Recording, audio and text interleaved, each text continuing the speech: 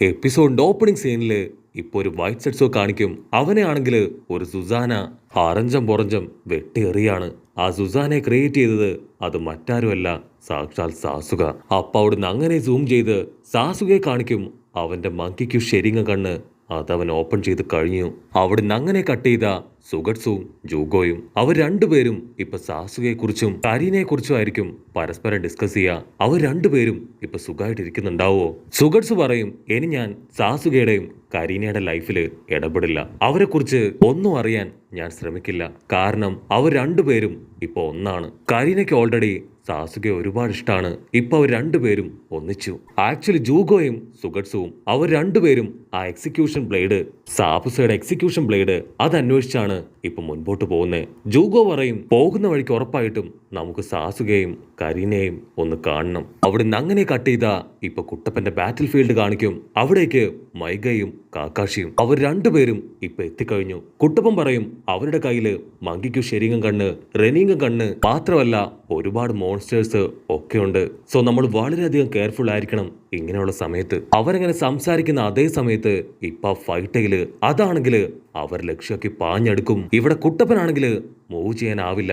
കാരണം അവന്റെ പുറകില് വലിയൊരു കല്ല് അങ്ങനെ ഇടിച്ചു നിൽക്കുകയാണ്. മൈഗൈ ആളാളുടെ ഫുൾ പവർ എടുത്ത് ആ കല്ലിനെ ഇടിച്ച് തകർക്കും. ഇവിടെ കില്ലർ ബി ആണെങ്കിൽ എയ്ത്ത് ടൈലിനോട് ചോദിക്കും, എയ്റ്റ് ടൈൽ നീ ഓക്കെ അല്ലേ? അതിനവൻ പറയും, ഞാൻ ഓക്കെ ആണ്, എനിക്ക് കുഴപ്പമൊന്നുമില്ല. പക്ഷെ അപ്പോഴായിരിക്കും അവരെല്ലാം ഞെട്ടിച്ചുകൊണ്ട് ഒരു വമ്പൻ ട്വിസ്റ്റ്. ആ ഫൈവ് ടൈലിനെ അതിനെ സാക്ഷാൽ ടോബി വലിയൊരു ചെയിൻ ഉപയോഗിച്ച് അങ്ങനെ കുട്ടിക്ക് വലിക്കുകയാണ്. ഇവിടെ നമ്മുടെ ആൾക്കാർക്കാണെങ്കിൽ ഒന്നും മനസ്സിലാവില്ല. അവനെന്തിനാ അവന്റെ ടൈലിന്റെ ബീസ്റ്റിനെ തന്നെ ഇപ്പൊ കൺട്രോൾ ചെയ്യണേ? എയ്റ്റ് ടൈലാണെങ്കിൽ ഇപ്പൊ ടോബിയെ അവൻ അങ്ങനെ കയ്യിൽ ചുരുട്ടി പിടിക്കാൻ ശ്രമിക്കും. പക്ഷെ അവൻ ടെലിപ്പോർട്ടേഷൻ ജിപ്സ് ഉപയോഗിച്ച് ആയി പുറത്തേക്ക് വരും. അതിനുശേഷം ആ ഫൈവ് ടൈലിനെ അതിന്റെ യഥാർത്ഥ ടൈൽഡ് ബീസ്റ്റ് പവറിലേക്ക് വീണ്ടും കൊണ്ടുവരും. ഫൈവ് ടൈലിന്റെ നിലവിളി അത് കേട്ട് ഇപ്പൊ എയ്ത്ത് ടൈല് അവൻ പറയും, എനിക്കത് കേട്ട് പാവം തോന്നുന്നു. ടോബി അതിനെ വല്ലാതെ ഹ്യൂമിലേറ്റ് ചെയ്യാണ്. അപ്പൊ നയൻ ടൈൽ പറയും, എല്ലാ ഷിനോബികളും ഒരുപോലെയാണ്. അവർ ടൈൽഡ് ബീസ്റ്റുകളെ വെറൊരു ടൂളായിട്ട് മാത്രമേ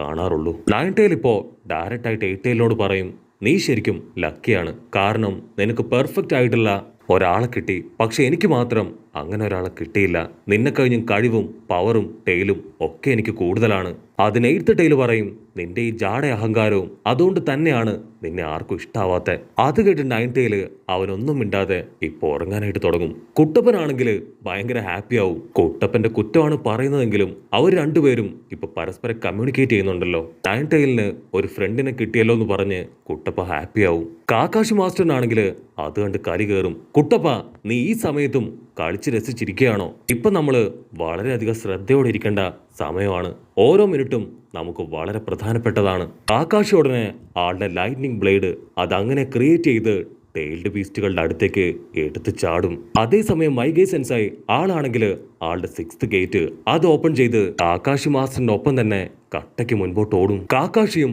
മൈഗയും അവര് മൂന്ന് ടൈൽഡ് ബീസ്റ്റുകളെ അങ്ങനെ അടിച്ചു തെറിപ്പിച്ച് അവരുമായിട്ട് ഫൈറ്റ് ചെയ്യും. ബാക്കി മൂന്ന് പേര് ഇപ്പൊ കുട്ടപ്പന്റെയും കില്ലർ ബിയുടെയും നേർക്ക് വരും. ഇത്തവണ അവർക്ക് കുറച്ച് ആശ്വാസമുണ്ട്. കാരണം വെറും മൂന്ന് ബീസ്റ്റുകളെ മാത്രം അവരിപ്പോ ഹാൻഡിൽ ചെയ്താൽ മതി. ടോബിക്കാണെങ്കിൽ അത് കണ്ട് കലി കയറും. അവൻ സിക്സ്ത് ടൈലിന്റെയും ഫോർത്ത് ടൈലിന്റെയും പവർ അത് എൻഹാൻസ് ചെയ്യും. അവറ്റകൾ രണ്ടും ഇപ്പൊ അവരുടെ ഫുൾ പവറിൽ അങ്ങനെ കത്തി നിൽക്കുകയാണ്. ഇവിടെ കുട്ടപ്പനാണെങ്കിൽ അവന്റെ പവർ കുറഞ്ഞു വരും. എയ്ത്ത് ടൈല് അതിപ്പോ കുട്ടപ്പനോട് പറയും, നീ ഒരുപാട് നേരം നിന്റെ പവർ ഉപയോഗിച്ചു. ഇനി നിനക്ക് ആ നയൻ ടൈൽ പവർ അത് അത്ര പെട്ടെന്ന് നിന്റെ ബോഡിയിലേക്ക് കൊണ്ടുവരാൻ കഴിയില്ല. ഒരു കാരണവശാലും നീ ക്ലൗൺസിനെ ക്രിയേറ്റ് ചെയ്യരുത്. അങ്ങനെ ക്രിയേറ്റ് ചെയ്താൽ ഉറപ്പായിട്ടും നിനക്ക് നഷ്ടപ്പെടുന്നത് നിന്റെ ജീവനായിരിക്കും. ഇവിടെ നയൻ ടൈൽ ആണെങ്കിൽ ഒന്നും അറിയാതെ ക്യാഷ്വലായിട്ട് കിടന്നുറങ്ങുകയാണ്. അത് ഫ്ലാഷ് ബാക്കില് കുട്ടപ്പൻ പറഞ്ഞ ഓരോ കാര്യങ്ങളും ഇപ്പൊ ഓർക്കാൻ തുടങ്ങും. ഫ്ലാഷ് ബാക്കിൽ കുട്ടപ്പൻ പറയും, ഞാൻ ഒരിക്കലും നീ എന്റെ ബോഡിയിലുണ്ട് എന്ന് കരുതി വേദനിച്ചിട്ടോ ബുദ്ധിമുട്ടിയിട്ടോ ഇല്ല.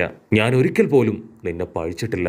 അത് കേൾക്കുമ്പോഴായിരിക്കും നയൻ ടൈൽ മനസ്സിലാവുക കുട്ടപ്പൻ ഒരിക്കൽ പോലും അവനെ വെറുത്തിട്ടില്ല എന്ന്. അപ്പോഴായിരിക്കും കുട്ടപ്പന്റെ സ്നേഹം അവൻ ആദ്യമായിട്ട് തിരിച്ചറിയുക. അവിടുന്ന് അങ്ങനെ ബ്ലാക്ക് ഔട്ട് ചെയ്ത് ഇപ്പൊ പ്രസന്റ് കാണിക്കും. പ്രസന്റില് മൈഗയും കാക്കാഷിയും അവരാ സിക്സ്ത് ടൈലുമായിട്ട് പൊരിഞ്ഞ അട്ടി ബഹളം. മറ്റൊരു ഭാഗത്ത് ഫോർത്ത് ടൈല് അതതിന്റെ ഫുൾ ബീസ്റ്റ് ഫോമില് എയ്ത്ത് ടൈലിനെ അങ്ങനെ കറക്കി എറിയാണ്. അവനെ തൂക്കി എറിഞ്ഞ് ഇപ്പൊ നറൂട്ടോയെ അവൻ കടിക്കാനായിട്ട് ശ്രമിക്കും. പക്ഷെ അപ്പോഴേക്കും ടപ്പന് നയൻ ടൈൽ പവർ അത് തിരികെ കിട്ടി.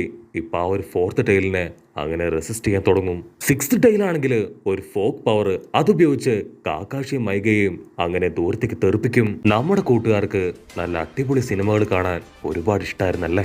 ഒരുപാട് നല്ല നല്ല മൂവീസ് ഒക്കെ ഉണ്ടായിരുന്ന മല്ലു ഡബ്ഡ് ചാനൽ അത് നമുക്ക് നഷ്ടമായി. പക്ഷെ കൂട്ടുകാരും വിഷമിക്കണ്ട, മല്ലു ഡബ്ഡ് എന്ന ചാനലിന്റെ പേരിൽ തന്നെ ഇപ്പൊ പുതിയൊരു ചാനൽ തുടങ്ങിയിരിക്കുകയാണ്. അതിൽ കൂട്ടുകാർക്ക് ഏറ്റവും ഇഷ്ടപ്പെട്ട മാർവൽ മൂവീസ് അതൊന്നൊന്നായി ഇപ്പൊ അപ്ലോഡ് ചെയ്തിട്ടുണ്ട്. സോ തീർച്ചയായിട്ടും എന്റെ സ്വത്ത് കുട്ടികള് നമ്മുടെ പുതിയ മൂവി ചാനലായ മല്ലു ഡബ്ഡിനെ സപ്പോർട്ട് ചെയ്യണം. ഉടനെ കാക്കാഷിയുടെയും മൈഗയുടെയും തൊട്ടു പുറകിലായിട്ട് ആ ഫൈറ്റയില് അതാണെങ്കിൽ അതിന്റെ പവർ വെച്ച് ഇപ്പൊ കാക്കാഷിയെയും മൈഗയെയും അവർ രണ്ടുപേരെയും ലോക്ക് ചെയ്യാൻ ശ്രമിക്കും. കാക്കാഷി പറയും നമ്മുടെ മുൻപിൽ വേറെ വഴിയില്ല, എത്രയും പെട്ടെന്ന് ഇത് ചെയ്തേ തീരുമെന്ന് പറഞ്ഞ് കാക്കാഷി ഉടനെ ആളുടെ 2 ക്ലൗൺസിനെ അവിടെ ക്രിയേറ്റ് ചെയ്യും. എന്നിട്ട് ആ ഒരു ക്ലൗൺസിനെ ഉപയോഗിച്ച് ഫിഫ്ത്ത് ടൈലിനെ അതിനെ റെസിസ്റ്റ് ചെയ്ത് നിർത്താനായിട്ട് ഇപ്പൊ ആരംഭിക്കും.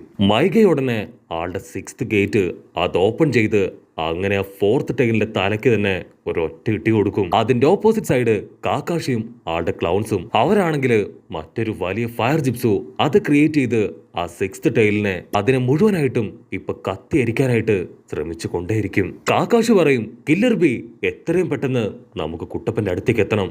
കുട്ടപ്പൻ അവനിപ്പോ ആ 4th ടൈലിന്റെ വായില് പെട്ട് കിടക്കുകയാണ്. അതേസമയം 8th ടൈല് അവൻ ആ 4th ടൈലിനെ തൂക്കിയെടുത്ത് അറഞ്ചം പുറഞ്ചം നിലത്തടിക്കും. 4th ടൈൽ കുട്ടപ്പനെ അവനെ മര്യാദയ്ക്ക് പുറത്തേക്ക് വിടാനായിട്ട് 8th ടൈൽ പറഞ്ഞുകൊണ്ടേയിരിക്കും. ഇവിടെ 8th ടൈലാണെങ്കിൽ അതാ 9th ടൈലിനോട് പറയും നീ കുട്ടപ്പന് ഒരുപാട് തവണ നിന്റെ പവർ കൊടുത്തിട്ടുണ്ട്, പക്ഷെ ഇപ്പോഴും നീ നിന്റെ പവർ പൂർണ്ണമായിട്ടും അവന് കൊടുത്തിട്ടില്ല. വളരെ ലേറ്റ് ആയിട്ടാണ് നീ ഓരോ തവണയും കുട്ടപ്പന് പവർ കൊടുക്കുന്നേ. അപ്പൊ 9th ടൈല് അവൻ പ്രത്യേകിച്ച് ഒന്നും പറയാതെ വീണ്ടും ഒരു ഫ്ലാഷ് ബാക്ക് ആലോചിച്ച് അങ്ങനെ കിടക്കും. ഫ്ലാഷ് ബാക്കില് മാധുര അവൻ ആ 9th ടൈലിനോട് പറയും നിനക്കൊരു കാര്യം അറിയോ, നിന്റെ പവർ അത് സ്റ്റേബിൾ അല്ല. സോ മര്യാദയ്ക്ക് ഞാൻ പറയുന്ന കേൾക്കുകയാണെങ്കിൽ നിനക്ക് ആവശ്യമായിട്ടുള്ള എല്ലാ സ്വാതന്ത്ര്യവും ഞാൻ നിനക്ക് തരും. അവിടുന്ന് അങ്ങനെ കട്ട് ചെയ്ത് ഹാസ്രാമ മീട്ടോ അവരോരോരുത്തരും പറഞ്ഞതും അവന് പോർക്കും.